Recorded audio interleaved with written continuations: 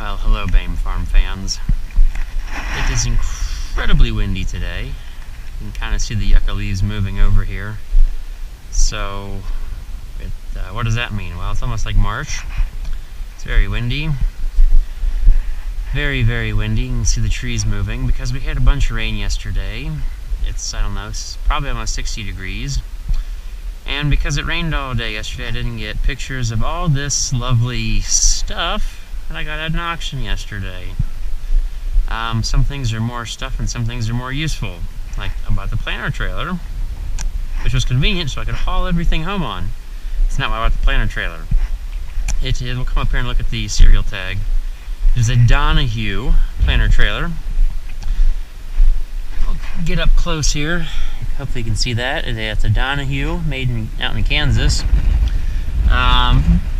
Planter trailers became a thing, we'll say probably 60s, 70s, when planters were getting more than 4 rows, and being made in Kansas probably was happening in bigger fields out west, where it was common to see 8-row planters.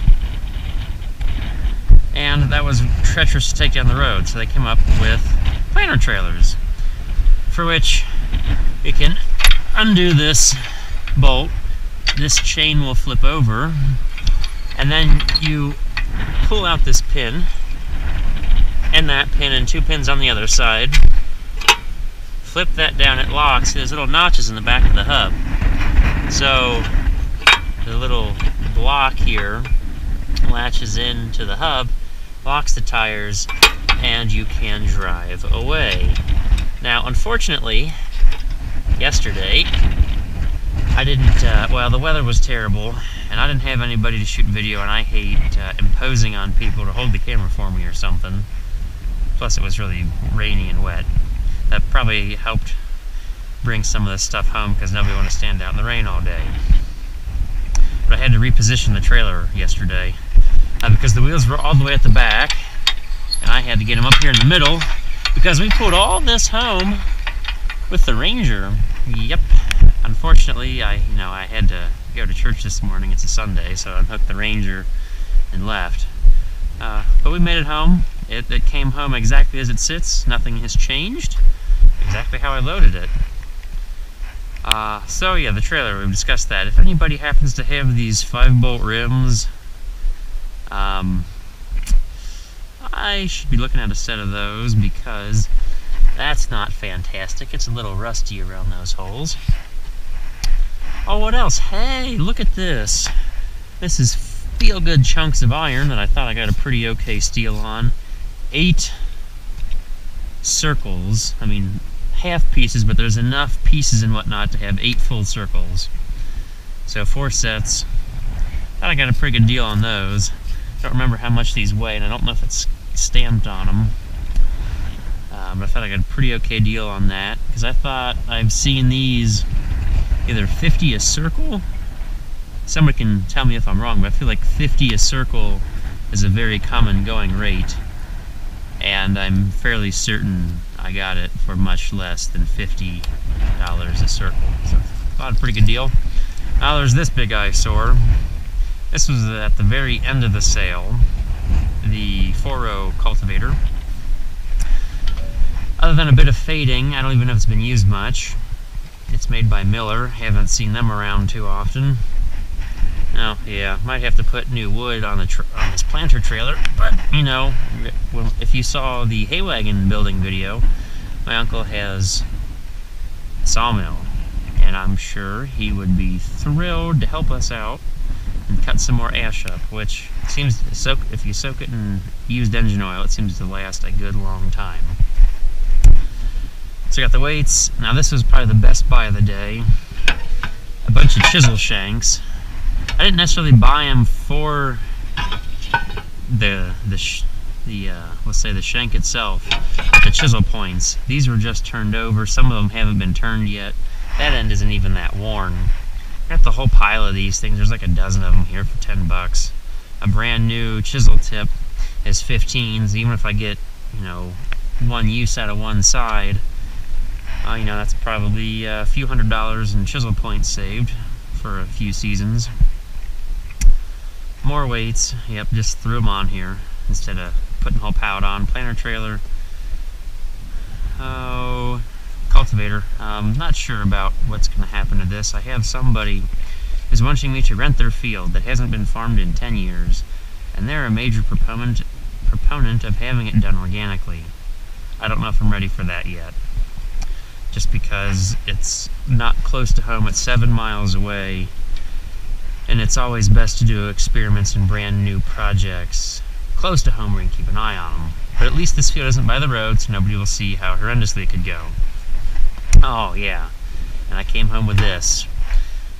My $1 18, maybe it's wider than 18/4 38 tractor rim. Yeah, that's useless. I don't even, that's just, it's not like someone took a cutting torch. Like, what kind of idiocy went into that? But people always want these for fire rings, so I can cut out the center and, you know, more than double my money since it was a $1 rim. Maybe sell it for $50 and have a fire ring. So yep, this is all the stuff, maybe sometimes junk I picked up at an auction. Everybody could have went home with the disc. There was a dozen international discs and bunches of gravity wagons. I guess going for okay price because it was an equipment jockey lot. Nobody felt too endeared to open up their pockets, and there was lots of rain to deter people. Hopefully it deterred them. Just didn't buy a disc because I have that neighbor's disc here that I know its history. Sure, it's sat out, but sitting outside can't be any worse than being drugged through the dirt all the time. It'd be a little rough on the paint at times. So I didn't come up with a disc. And the bigger discs, like the International 490s with the big wings, they were going to need blades, which I've got a disc full of blades sitting out there. But I didn't know how well I could necessarily pull a 490 just yet. I'm kind of used to having an oversized tractor so we can zoom through the field, such that we can make some time disking. Here's still got an auction tag on it. It's put on by a little place called the Went Group. Fairly nice people, do a pretty good job. However, I did make them mad when they were selling the planter trailer. They had a John Deere one that was maybe 10 foot longer next to it, and they were selling them choice. So we have an apple, and then we got the John Deere that's an orange, and they were selling choice. So they were hoping to run up the price because there was a John Deere, which I don't know why they wanted the John Deere. When the John Deere, the frame was curvy, very curvaceous. And the guy next to me was bidding, and I'm like, hold on a second, we're buying choice. And just out of curiosity, asked him which one he wanted. He wanted the John Deere. I didn't want the John Deere, I wanted the Donahue. And the guy spotting bids for the auctioneer, it's like, that's stealing. No, what you're doing is stealing. He wants an orange, I want an apple. Just because the price of orange is stupid high doesn't mean you're going to screw me over because I want an apple. I don't get mad when I go to the elevator and they're paying more for beans and I'm bringing them corn. I don't get mad about that. Now, if they had two Donahues and they're selling choice, okay, I'd give them that. But if you're not selling identical items, don't pull this choice junk. Well, I guess we'll wrap that up. That's all my auction buys. If somebody really wants the cultivator, I'll part with that, but I pretty well am dead set on keeping the cast iron. But if anybody knows about those 5-bolt rims, like a 15-inch implement rim, let me know. Keep in mind the 5-bolt things, that's kind of weird. Well, I will talk to you guys later. Have fun farming, and maybe, just maybe, harvest will progress for us. And everybody else who's got stuff left.